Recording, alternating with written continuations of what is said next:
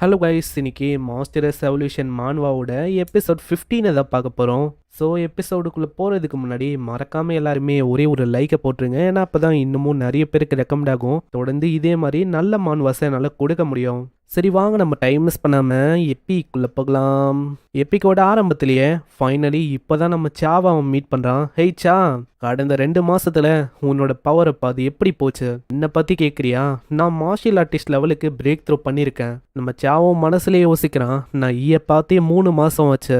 வெளியிலேருந்து அவனை பார்க்கும்போது அந்த அளவுக்கு சேஞ்ச் ஆன மாதிரி தெரியல. ஆனால் கண்டிப்பாக போன வாட்டியை விட இந்த வாட்டி அவன் பல மடங்கு ஸ்கேரியாகவும் ரொம்ப ஸ்ட்ராங்காகவும் மாறி இருப்பான்னு நினைக்கிறேன். நேற்றும் ஒரு கொடூரமான விஷயம் ஏற்பட்டுச்சு. என்னன்னா, நம்ம லூயஸ் இருக்கான்ல, அவங்க ஆளுங்களுக்கும் இந்த ஹங்டு யூனிவர்சிட்டியில் லோக்கலாக சில பேர் இருப்பாங்களே, அதில் அந்த ஜியாங் அவனும் வந்திருப்பான். நம்ம லூயிஸ்க்கும் ஜியாங்க்கும் அங்கே சண்டை ஏற்பட்டுச்சு. அந்த சண்டையில் நம்ம லூயிஸால வெறும் 10 நிமிஷம் கூட தாக்கு பிடிக்க முடியல. சால்ட்டா நம்ம லூயிஸ் தோத்து போயிட்டான். நான் இப்போ யோசிக்கிறேன், நம்ம வந்து ஜியாங் கூட சண்டை போட்டா யாரு ஜெயிப்பா? கண்டிப்பா ஜியாங் ஜெயிக்கலாம் வாய்ப்பே இல்லை. ஏன்னா நம்ம பத்தி எனக்கு தெரியும், அவன்லாம் நம்ம ஈக்கு மேட்சே இல்லை. இப்படி இவங்க பேசும்போதே அங்க சூவும் ஓடி வரா. காய்ஸ், நான் என்ன லேட்டா வந்துட்டேன்னா, ஹீரோவும் சூவோட பேரை எடுக்க அந்த இடத்துல சூ அப்படியே ஒரு மாதிரி பிளஷ் ஆகுறா. நம்ம சூவோட அம்மா சொன்ன விஷயம் அவங்க ஞாபகம் வருது. ஏன்னா ஆல்ரெடி சூவோட அம்மா வந்து சொன்னாங்க, சூ நீயும் ஈயும் கப்பிள்ஸ் மாதிரி, அதனால நீங்க கேம்பஸுக்கு காட்டணும் கப்பிள்ஸ் என்னென்ன பண்ணுவாங்கன்னு அப்படின்னு அங்க ஒரு விதமா அவங்க சொல்லியிருப்பாங்க. கப்புள்ஸு என்ன பண்ணுவாங்க கேம்பஸில் இப்படின்னு அந்த விஷயத்தை யோசிச்சு ரொம்ப அவள் பிளஷ் ஆகுறா. நம்ம ஹீரோ கிட்ட நெருக்கமாக வரும்போது நம்ம ஹீரோ அங்கே கேட்குறான், ஆமாம் 3 மாசமா நான் உன்னை பார்க்கவே இல்லை. அப்படி இருக்கும் போது வந்தவொடனே என்னச்சோ ஒரு ஹாய் கூட எனக்கு சொல்ல மாட்டியா? நான் அவள் கிஸ்ஸை கொடுக்கலாம் அப்படின்னு வந்தா நம்ம ஹீரோ அதை புரிஞ்சுக்கலையா? இதனால சூ திரும்பிக்கிறா. அடி முட்டாள், நான் உன்னை வெறுக்கிறேன், எனக்கு உன்னை பிடிக்கல. நம்ம ஹீரோக்கு புரியல இவன் என்னதான் சொல்ல இருக்கான்னு. நெக்ஸ்ட் சீனில் அங்கே மிஷின் எடுக்கலான்னு அங்கே வந்திருக்காங்க. ஆல்ரெடி நம்ம சாக்கும் சூக்கும் ஒரு 3 மிஷின் கிடச்சிருக்கோம். அதை அவங்க 2 பேருமே கம்ப்ளீட் பண்ணிட்டாங்க. ஆனால் நீ வந்து இன்னமும் கம்ப்ளீட் பண்ணலை. ஸோ நாங்கள் 2 பேரும் டீமை பண்ணி முடிக்கலாம் அப்படின்னு சொல்லி தான் வந்திருக்கோமே. அங்கே இப்போ கரண்ட்டாக 3 மிஷின்ஸ் வந்திருக்கு. இது 3 தான் இவங்களுக்கு ஃபிட் ஆகிற மாதிரி இருக்கும். எல்லாமே Tier 2ல இருக்க மிஷினு. அதில் ஹென்செங் சிட்டியில் ஏதோ ஒரு கொலைக்காரன் உமன்ஸாக பார்த்து கொண்டுன்னு இருக்கான். இது வரைக்கும் 40 உமன்ஸாக அவன் கொண்டு இருக்கான். அங்கே மாட்டினதும் இல்லை. இது Tier 2ல இருக்க மிஷினு. 2வதா வருது பீஸ்ட் டைட்ஸ். இதுவும் 2வது டியர்ல இருக்க மிஷின் தான். 3வது லின்சோய் அப்படின்னு ஒரு கண்ட்ரி இருக்கு. அங்க நிறையவே அப்நார்மலான ஆக்டிவிட்டிஸ் நடக்குது. மனுஷங்களோட மீட்டை சாப்பிட்றது, மனுஷங்க நைட் டைம்ல நடக்குது. இந்த மாதிரி கல்ட்டு கும்பல் மாதிரி இருப்பாங்கல்ல, அந்த மாதிரி ஆளுங்களாம் அங்க இருக்காங்களாம். இப்படின்னு ஒரு விஷயம். அதுக்கு பின்னாடி யார் இருக்கா அதை வந்து நம்ம ஆளுங்க கண்டுபிடிக்கணுமா? இந்த கடைசி மிஷின் வந்து Tier 3ல இருக்க மிஷினா?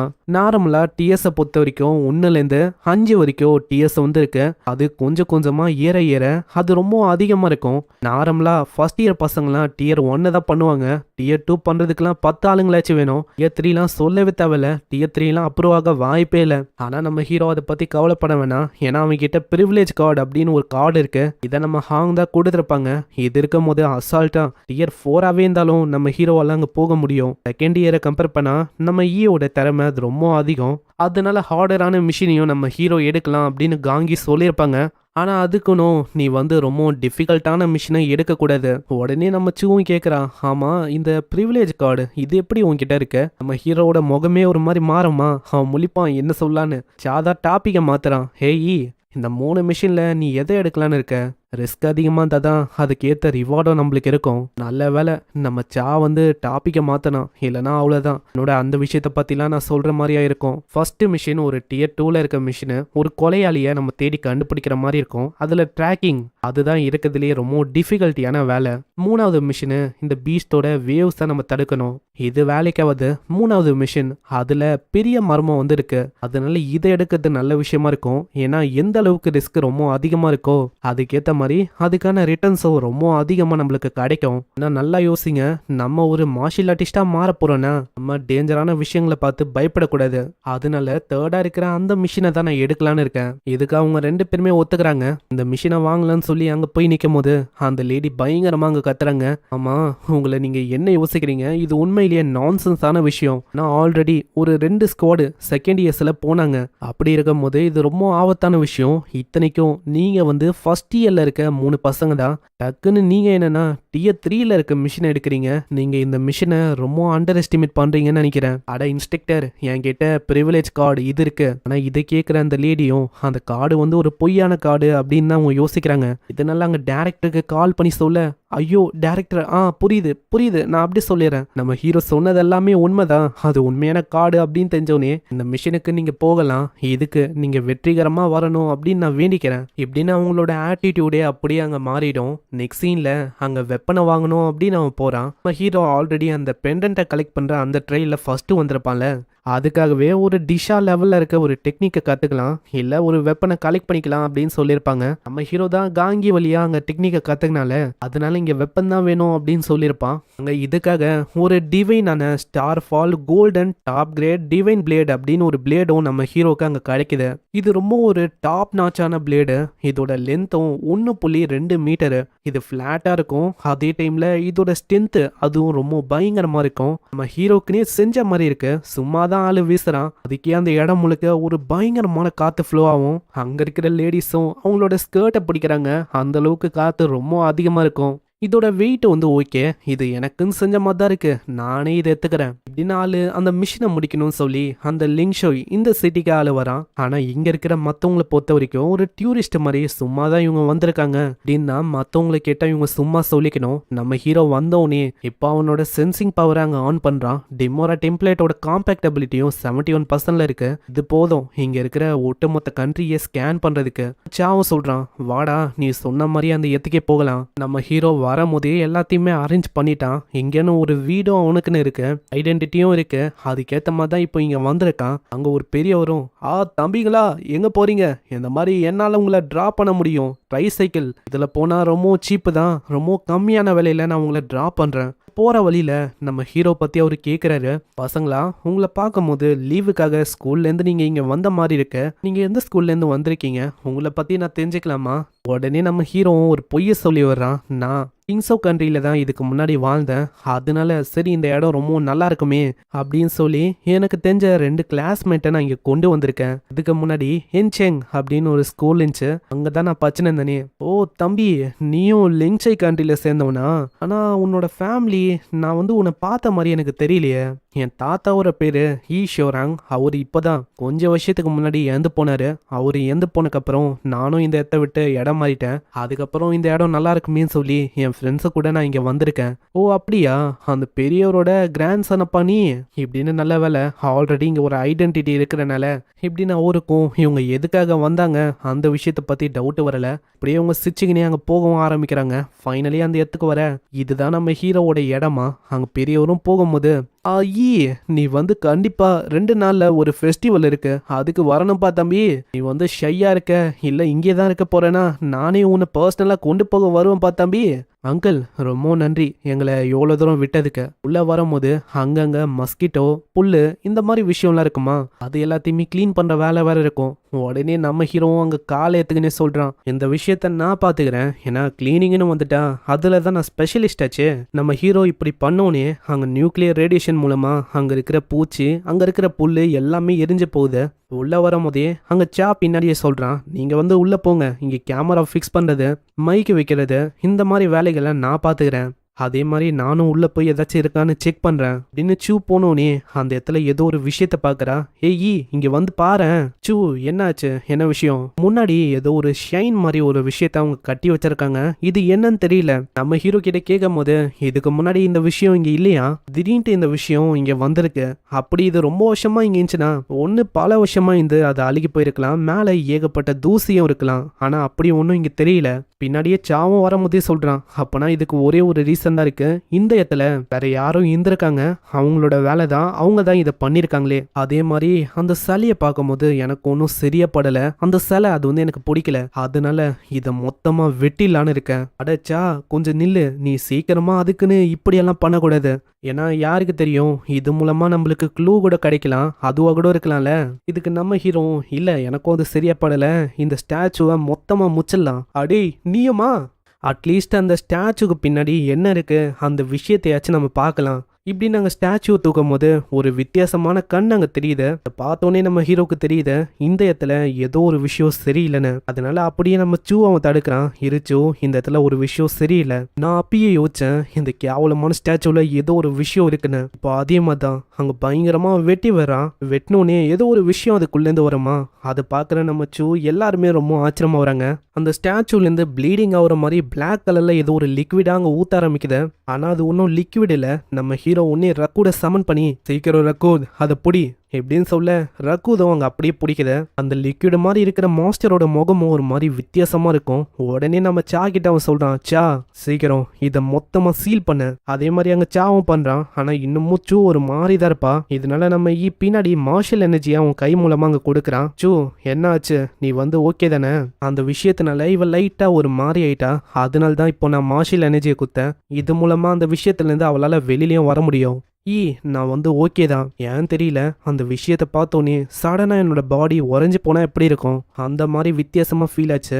ஆனால் நல்ல வேலை இப்போதான் எனக்கு திரும்ப பழையபடி ஆன மாதிரி ஃபீல் ஆகுதே. நம்ம ஈக்கோங்க புரியுது இந்த ஸ்டாச்சுவில் தான் ஏதோ ஒரு விஷயம் இருக்கு. இதனால தான் இந்த இடத்துல மர்மமான விஷயமும் ஏற்படுது. எங்களோட இன்வெஸ்டிகேஷனே இப்போதான் உண்மையிலேயே இங்கே ஆரம்பிக்குது. நீங்கள் 2 பேருமே என்ன பண்ணுங்க, இங்கேயே இருங்க. ஒரு விஷயத்தை நான் முடிக்கணும். அந்த வேலையை முடிக்கிறதுக்கு நான் இப்போ போகிறேன். ஏன்னா ஆல்ரெடி அந்த ட்ரை சைக்கிளில் வந்த அந்த தாத்தா அவரு மேல என்னோட ரேடியேஷனை மார்க் பண்ணியிருக்கேன். அவரு மூலமா தான் இந்த மிஷினை எனக்கு ஆரம்பிக்க போகுது. அவரு சொன்னாரு 2 நாள்ல அவரே வரேன்னு. ஆனா தாத்தா நீங்க ஒன்றும் வர வேணாம், நானே உங்களை தேடி இப்பயே வரேன். இப்போதைக்கு அவரும் அந்த இடத்துக்கு போயிருப்பாருன்னு நினைக்கிறேன். சரி நானும் போக வேண்டியதான். சீன்ல ஒரு புத்திஸ்ட் இருக்கிற ஒரு டெம்பிளை காட்டுறாங்க. அந்த இடத்துக்கு அந்த தாத்தாவும் வர. அங்க ஒரு புத்தா இருக்காரு. அவரும் நம்ம தாத்தாவை பார்த்து சொல்றாரு, வாங்க உங்களுக்காக அபோத் வெயிட் பண்ணிருக்காரு.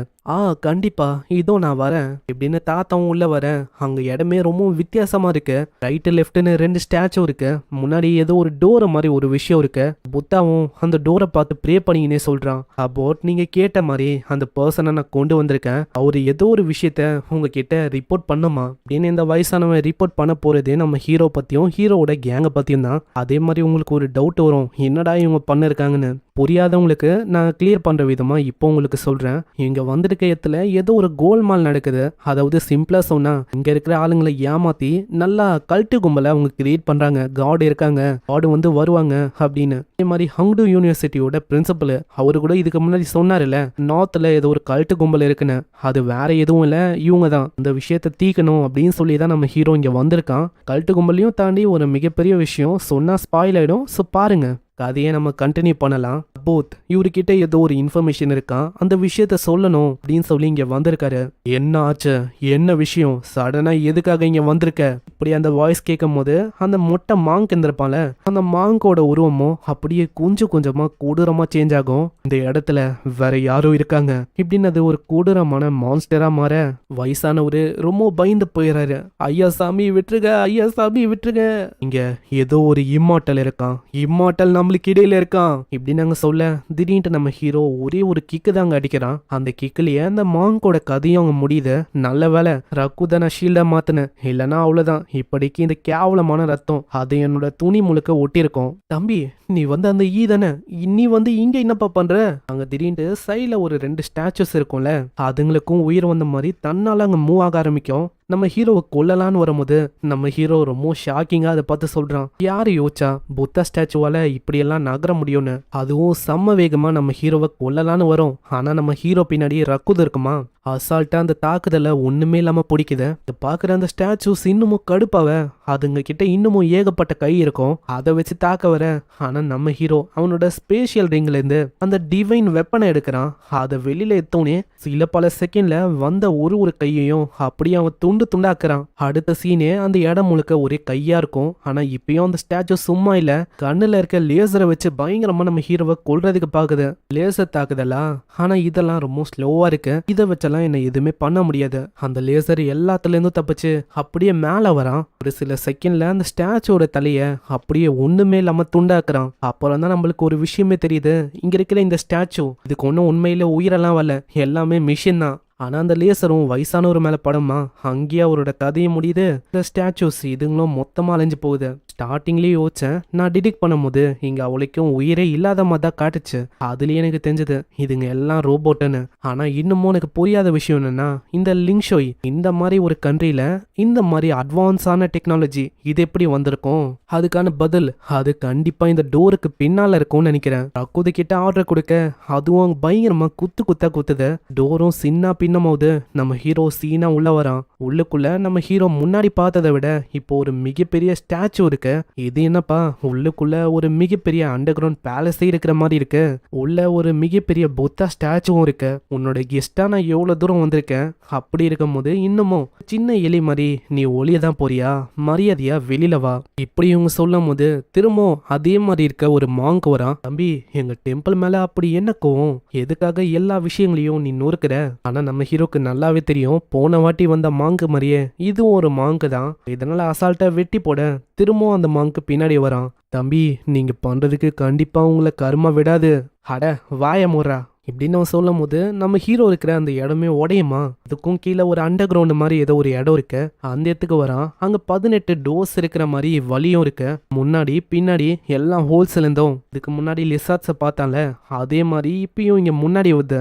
இதுலயே நம்ம ஹீரோக்கு தெரியுது இதுக்கு பின்னாடி எவனும் ஒருத்தருக்கான். அவன் தான் இதை பெரிய அளவுல நிறையவே ப்ரொடியூஸ் பண்ணிருக்கான்னு நினைக்கிறேன். ஆனா நம்ம ஹீரோ இதுக்கெல்லாம் அசரவே இல்ல. 1000 லீஃப் டெக்னிக் அப்படின்னு ஒரு டெக்னிக்கை பயன்படுத்துறான். அது மூலமா எல்லாமே அழிஞ்சு போகுது. அட இது என்ன டெம்பிள் இது? அவ்வளமான இந்த மாதிரி ஒரு கிரியேச்சரை டெம்பிள்குள்ள வச்சிருக்காங்க. இதெல்லாம் ஒரு டெம்பிள் வேற. மேல அந்த மாங்க் இருப்பான்ல, மாங்கோட கதையை அவன் முச்சறான். மாங்கோட தலை தனியா இருக்கும். ஆனா அப்பயும் அவன் ரிப்பீட்டடா ஒரே ஒரு லைனை சொல்லிக்கினே இருக்கான். தம்பி, கருமா உன விடாது. இதுக்கு ஒரே ஒரு லைனை தான் குத்துருக்காங்கன்னு நினைக்கிறேன். அதையே ரிப்பீட் பண்ணிருக்கு. அந்த இடமும் ஷேக் ஆகுது. அதுலயே நம்ம ஈக்கோங்க தெரியுது. எனக்கு தெரிஞ்சு இந்த வாட்டி ஏதோ ஒரு பெரிய ஆப்பனண்ட் என் முன்னாடி வரும்னு நினைக்கிறேன். இப்படி இவன் சொல்ல மேல அந்த பெரிய புத்தாவோட ஸ்டாச்சு இருக்கும்ல, அந்த ஸ்டாச்சுவும் ஒரு ஜெயிண்ட் ரோபோட்டா மாற ஆரம்பிக்கும். பரவாயில்லையே, யோசிக்கல இதால இப்படி கூட மாற முடியுமா? உடனே நம்ம ஹீரோவை நசுக்கிடலாம் அப்படின்னு வருது. அதனால நம்ம ஹீரோ இன்னமும் எக்ஸைட் ஆகுறான். பரவாயில்ல, கொண்டு வா பாத்துக்கலாம் இப்படின்னு நம்ம ஹீரோவை தாக்கும் போது அந்த இடத்துல ஒரு ப்ளூ கலர்ல ஒரு லைட் அப்பியர் ஆகும். ரோபோட்டுக்கு வார்னிங் வார்னிங் அப்படின்னு ஒரு சிக்னலும் போகுது. அதுக்கு காரணம் நம்ம ஹீரோ தான். அந்த இடத்துல நம்ம ஹீரோ அவனோட ரேடியேஷனை ஆக்டிவேட் பண்ணனால அந்த கையே கொஞ்சம் கொஞ்சமா உருக ஆரம்பிக்குது. நம்மளும் ஜெயிண்ட் ஃபார்முக்கு வரான். நம்ம ஹீரோ அந்த ஃபார்முக்கு வந்துட்டு பயங்கரமா ஒரு பஞ்ச் அடிக்கிறான். அதனால சுக்குநூறா கொஞ்சம் கொஞ்சமா அதை உடைய ஆரம்பிக்குமா. அப்பயும் நம்மளால விடாம இன்னமும் நான் முடிக்கல. இப்பதான் ஆட்டமே ஆரம்பிக்குது. தலையை கீழே கொண்டு வரும்போது காலை வச்சு ஒரே ஒரு எத்து தான் விடுறான். அதுக்கே அந்த தலை அப்படியே சுக்குநூறா ஒரு மாறிய இது. நான் அப்பயும் அந்த ரோபோட் விடுற மாதிரி இல்ல. உடம்புல இருக்க எல்லா லேசர் அட்டாக்கையும் அது பண்ண ஆரம்பிக்க எல்லாமே நம்ம ஹீரோ மேல படும். அங்கேயும் அந்த ரோபோட் விடாம ஏகப்பட்ட பாம்ஸை நம்ம ஹீரோ மேல போடும். நம்ம ஹீரோ இருக்கிற அந்த இடமே பயங்கரமா எக்ஸ்ப்ளோட் ஆகுது. அந்த ரோபோட் பண்ண அட்டாக்கும் ஒரு சாதாரணமான அட்டாக் இல்ல. அதோட மேக்சிமம் அவுட்புட்ல எல்லாத்தையும் பண்ணிருக்குமா. ஆனா முன்னாடி இருக்க விஷயத்த பார்த்து அதோட கண்ணே பிதுங்கி வெளில வர அளவுக்கு ரொம்ப ஆச்சரியமாகுது. ஐயோ, யார் நீ இன்னமும் உயிரோட இருக்க? நானும் இருக்கிற எல்லா வெப்பனு பாம்பு எல்லாத்த வச்சு உன்னை தாக்குனேன். அப்படி இருக்கும் போதும் இன்னமும் உன் மேல ஒரு கீறல் கூட ஏற்படலையா? என்ன யோசனை இருக்க? வெறும் அந்த வெப்பனை வச்சு என்ன அசால்ட்டா முச்சிடலாம் அப்படின்னு யோசிக்கிறியோ? உன்கிட்ட இருக்கிற ஒரு ஆயுதமும் ஏன் முன்னாடி ஒரு டாய் தான். இதை கேட்குற அந்த ரோபோட்டையே மன்னிப்பு கேட்கலான்னு போகும். ஆனா நம்ம ஹீரோ அங்க விடல. அந்த இடத்துல ஏகப்பட்ட முள்ளை எழுப்புறான். அதுக்கிடையில அந்த ரோபோட்டும் வசமா மாட்டிக்குது. அவ்வளோதான், டைம் வந்துச்சு. ஃபேக்கான மாங்கு, நீ இதுக்கு மேலேயும் உயிரோட இருக்கக்கூடாது. நம்ம ஹீரோ அவனோட நியூக்ளியர் பீமை மிகப்பெரிய அளவில் பயன்படுத்த இந்த மாதிரி ஒரு பீமை அங்கே மேலே விடும் போது அதோட கதையும் அங்கே ஒட்டு மொத்தமாக முடியுது. அந்த இடமே தரமட்டமாக அழியுது. யோசிச்சா இந்த டெம்பிளுக்கு பின்னாடி ஒரு மாஸ்டர் மைண்டா இருக்குது. ஒரு பைத்தியக்கார சயின்டிஸ்ட்னு முன்னாடி ஏதோ ஒரு ஹோல் இருக்கு. அதுக்குள்ள அவன் போக ஆரம்பிக்கிறான். சரி பார்க்கலாம் இதுக்குள்ள யார் இருக்கான்னு. சீன் அப்படியே பாஸ்ட்டுக்கு வந்து நம்ம ஹீரோ 30 நிமிஷத்துக்கு முன்னாடி அங்கே வந்திருப்பான்ல, அது எல்லாத்தையுமே அந்த பைத்தியக்கார சயின்டிஸ்ட்டும் அவனோட அசிஸ்டண்ட்டும் நம்ம ஹீரோ பண்ற ஒரு விஷயத்த பார்த்து தான் இருந்தாங்க. வெளியில இருந்த அந்த மாங்கு, வெளியில இருந்த அந்த ரோபோட்டு ரெண்டத்தையும் நம்மளால கொன்னால அது எல்லாத்தையுமே பார்த்துக்கினே அவன் சொல்றான், டாக்டர் எதுக்குமே நீங்க கவலைப்பட வேணாம். நான் முன்னாடி ஒரு மெக்கானிக்கல் கேட்டை நம்ம உருவாக்கி வச்சிருக்கோம். அதை ஒன்றும் அவ்வளோ சீக்கிரத்தில் யாராலையுமே உடைக்க முடியாது. ஏன்னா அந்த கேட்டு இருக்கிறதுலயே ரொம்ப நியூயஸ்ட் மெட்டீரியலை வச்சு கிரியேட் பண்ணுது. ஒரு வகையில நம்ம இப்படி சொல்லலாம், அது ஒரு அன்பிரேக்கபிளான கேட்டுன்னு. ஆனா ஆளு சீனா உடைச்சிட்டு உள்ள வருவானா, இதை பாக்குற அசிஸ்டன்ட் பதறி போறான், என்னடா இது அவன் உடைச்சிட்டான்னு. டாக்டர் அது போனா போயிட்டு போட்டோம், அதை பத்தி நம்ம கவலைப்பட வேணாம், ஏன்னா உள்ள நம்ம பயோ யூனிட்டை உருவாக்கி வச்சிருக்கோம். ஆயிரக்கணக்கான சைபார்க் ஆர்மியே இருக்கு. ஈவன் பெரிய பெரிய கிரேட்டான மார்ஷியல் ஆர்டிஸ்டால கூட அவங்கள அழிக்க முடியாது. அப்படி இருக்கும் போது கண்டிப்பா அந்த பையனால இந்த வாட்டி எதுவுமே பண்ண முடியாது டாக்டர். நம்ம ஹீரோ எல்லாத்தையும் கொண்டுட்டு மேல சீனா நிக்கும் போது அசிஸ்டன்ட் வாயை பொழக்கிறான், யாரு சாமி இவனை. டாக்டர் நீங்க எதுக்குமே கவலைப்பட வேணாம், இது போனா போகட்டும். நம்ம கிட்ட ஸ்பெஷலான ஒரு ஸ்டாச்சு இருக்கு, அது ஒரு மிகப்பெரிய ஜெயிண்டான பீஸ்டுக்கு சமம். இந்த மாதிரி ஒரு கொடூரமான பீஸ்டை யாராலையுமே அழிக்க முடியாது. ஆனா அத்த செகண்டே அதுல மூஞ்சும் கொடூரமா அழிஞ்சு போயிருக்க. இதை பாக்குற சயின்டிஸ்டோட முகமும் அப்படியே ஒரு மாதிரி மாறும். ஆனா அப்பயும் அந்த அசிஸ்டன்ட், டாக்டர் வாய மூறா, நம்ம வச்சதை எப்படி அவன் மொத்தமா இப்படி அழிச்சான் அப்படின்னு எனக்கு தெரியல. ஆனா இப்போ வந்து அவன் டோருக்கு கிட்டேயே வந்துட்டான். அப்படி இருக்கும் போதும் டாக்டர் எல்லாமே ஓகே தான் அப்படின்னு நீ சொல்லிருக்க பைத்தியக்காரா. இப்போ யோசிக்க வேண்டிய விஷயம் என்னன்னா, வெளியில சில பேர் இருக்காங்க, அவங்களாலையும் அந்த அளவுக்கு சமாளிக்க முடியாது. டைம் இருக்கிறதுக்குள்ளேயே ஃபர்ஸ்ட் இங்க தப்பிக்கிறதுக்கு பார்க்கணும். தப்பிக்கிறதுக்கு முன்னாடி இந்த பேசியை ஒட்டு மொத்தமா நம்ம முடிக்கணும். ஏன்னா இங்க ரொம்ப வேல்யூபிளான ப்ரொமித்தியஸ் அதை பத்தின இன்ஃபர்மேஷனும் இருக்கு. அதை நம்ம தப்பி தவறி கூட லீக்கே பண்றக்கூடாது. இந்த ப்ரொமித்தியஸ் இது வந்து ஞாபகம் இருக்கா, ஸ்டார்டிங்ல நம்ம ஹீரோ கிட்ட கோல்டன் கலர்ல ஒரு கேப்சூல் இருந்திருக்கும்ல, அதுலயும் விங்ஸோட இருக்கிற ஒரு உருவத்தோட சிம்பிள் இருந்திருக்கும், அதுதான் அந்த ப்ரொமித்தியஸ். இப்போதான் இந்த சயின்டிஸ்ட் இவன் எப்படி வந்தான், இவனுக்கு பின்னாடி யார் இருக்கா அப்படின்னு சொல்ல ஆரம்பிக்கிறான். இந்த மேட் டாக்டரோட பேரு டாக்டர் ஃபேங். இவரும் இதுக்கு முன்னாடி அந்த ப்ரொமித்தியஸ் அதுல ஒரு 3rd tier இருக்க ரிசர்ச்சரா இருந்திருக்காரு. அதுக்கப்புறம் சீக்ரெட்டா லேசர் பேர்ட் அப்படின்னு ஒரு ஆர்கனைசேஷன் வழியா ரெக்ரூட் செஞ்சிருக்காங்க. டாக்டர் ஃபேங் மற்றவங்க இவங்க எல்லாருமே எப்போ இந்த இடத்துக்கு வந்தாங்கன்னா, 10 வருஷத்துக்கு முன்னாடி லிங்ஷோய் இந்த கண்ட்ரி மேலே அந்த லேசர் பேர்டுக்கு ஒரு கண் இருந்துச்சு. அவங்க ஃபர்ஸ்ட் டார்கெட் பண்ணது இந்த லிங்ஷோய் கண்ட்ரியில் இருக்க டெம்பிள் தான். ஆனால் இங்கே இருக்கிற மக்கள்லாம் இந்த டெம்பிளை அவ்வளோ நம்புவாங்க. அதனாலேயே கொஞ்சம் கொஞ்சமாக டெம்பிளில் இருக்க ஒரு மாங்கை அவங்க ரீப்ளேஸ் பண்ண ஆரம்பிச்சாங்க. இங்கே வர லோக்கலான ஒரு மக்களையும் கொஞ்சம் கொஞ்சமாக பிரெயின் வாஷ் பண்ணி அவங்களோட கண்ட்ரோலில் வச்சுக்க ஆரம்பிச்சாங்க. பிரெயின் வாஷ் ஆன ஒரு ஹியூமன் மேலேயே அவங்க ரிசர்ச்சஸை பண்ண ஆரம்பிச்சாங்க. அவங்க எல்லாரையுமே ஹியூமன் மாடிஃபிகேஷன் பண்ணி ஒரு மாஸ்டர்ஸாக மாற்றினாங்க. அந்த டைமில் இந்த மாதிரி விஷயங்களை அவங்க பண்ணாங்க. ஆனால் இப்போ ஒன்றும் அப்படி பண்ணுறதில்ல. இப்படி இவங்க சொல்லும் போது ஒரு பயங்கரமான பீம் அது அப்படியே கூரிய பிச்சுன்னு போகும். அந்த பீம் போனோடனே நம்ம ஹீரோ ஒரு காடு மாதிரி அங்கே வந்து நிற்பான். எல்லாருக்கும் பின்னாடி இருக்க அந்த அபோத் அப்படின்னு சொல்ல போற பர்சன் அது வந்து நீதானா. உடனே நம்ம ஹீரோ பிடிக்கணும்னு ஒரு 2 பேர் வராங்க. ஆனா நம்ம ஹீரோவோட வேகம் ரொம்ப அதிகமா இருக்கும். ஒரு சில செகண்ட்ல அந்த 2 பேரோட கதையும் அங்கேயே முடியுது. ஆமா தம்பி, இந்த மாதிரி என்ன விஷயம்ப்பா நீ தெரிஞ்சுக்கணும், எதுக்காக இங்க வந்திருக்க. இந்த மேட் டாக்டர் கிட்ட ஒரு பட்டன் இருக்கு, இதை ஒண்டி அமைக்கிட்டா அவ்வளவுதான் இடமே தாரமட்டமா அழிஞ்சிரும். எப்போ இந்த ஆளு லேசர் பேர்டு இந்த ஆர்கனைசேஷன்ல ஜாயின் பண்ணணும், இப்பயே அந்த ஆளுங்க இவனோட ஃபேமிலி இவன் மேல எல்லாரையுமே கண்காணிக்கிறாங்க. முக்கியமா இந்த டாக்டரோட உடம்புலயோ பாம் இருக்கு. அப்படி ஏதாச்சும் விஷயத்தை இவன் தப்பி தவறி வெளியில சொன்னாலும் அவ்வளவுதான், இவனோட கதையை முடிஞ்சிரும். அதனாலேயே இந்த டாக்டரும் இப்பயே அங்க மொத்தமா முச்சிடலான்னு அங்க ட்ரை பண்றான். ஆனா இந்த விஷயம் நம்ம ஹீரோக்கு தெரிய அப்படியே அவன் கையை பூச்சி இழுக்கிறான். என்ன டாக்டர், என்ன அவ்வளவு அவசரம் அவனுக்கு. நம்ம ஹீரோ முகத்தை பூச்சி மேல தூக்கும் போது அவனோட முகமே ரெட்டிஷா மாறும். அவனும் விட்டுன்னு சொல்ல நம்ம ஹீரோ விடுறான். மரியாதையா இந்த லிங்ஷோய் கண்ட்ரில நீங்க 2 பேரும் என்னென்ன பண்ணீங்களோ எல்லாத்த பத்தியும் சொல்லணும். இங்க வந்து என்னோட சீனியர்ஸ் அவங்களுக்கு என்னாச்சு, இங்க எதுக்காக இதெல்லாம் பண்றீங்க இப்படின்னு அவன் கேட்கறான். எங்கேயே இந்த எபிசோட முடியுது. இதுக்கப்புறம் தான் இவங்க எதுக்காக இதெல்லாம் பண்றாங்க, அந்த வித்தியாசமான ப்ரொமித்தியஸ் அந்த ஆர்கனைசேஷனை பத்தின உண்மையும் நம்மளுக்கு தெரியும். அதே மாதிரி நம்ம ஹீரோவோட வேம்பயர் எபிலிட்டியை நெக்ஸ்ட் எபிசோட்ல காட்டுவான். அது உண்மையிலேயே வேற லெவல்ல இருக்கும். இது ஒண்டியில உலகமே ஆபத்துக்கு போற மாதிரி ஒரு ஆபத்தும் கூடிய சீக்கிரத்துல வரும். அதையும் நம்ம பார்க்கலாம். ஸோ எல்லாத்தையுமே பார்க்கறதுக்கு தயாரா இருங்க.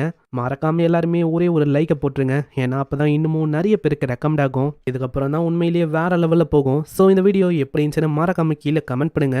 நான் உங்களை நெக்ஸ்ட் எபிசோட்ல சந்திக்கிறேன். தேங்க்யூ ஃபார் வாட்சிங். சைனரா.